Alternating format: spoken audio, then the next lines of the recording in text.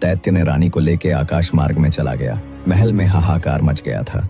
राजा विक्रमादित्य ने जैसे ही यह देखा, उनका क्रोध भड़क उठा, लेकिन जब तक वे कुछ कर पाते, दैत्य अपनी गुफा में जा चुका था। अब विक्रमादित्य बड़े संकट में पड़ गए कि ये दानव के मुख से अपने पत्नी को कैसे छुड़वाए। उसी समय राजा विक्रम को एक ज्ञानी साधु के बारे में उनका सबसे चतुर मंत्री ने बताया और बोला, इस दानव के बारे में वही आपकी सहायता कर सकते हैं। राजा विक्रमादित्य को गहरा आघात पहुंचा था। वे जानते थे कि यदि वे दैत्य के साथ सीधे युद्ध करेंगे तो उनकी भी वही गति होगी जो बाकी राजाओं की हुई थी। वे एक महान ज्ञानी साधु के पास पहुंचे जो अपनी दिव्य तपस्या के लिए प्रसिद्ध थे।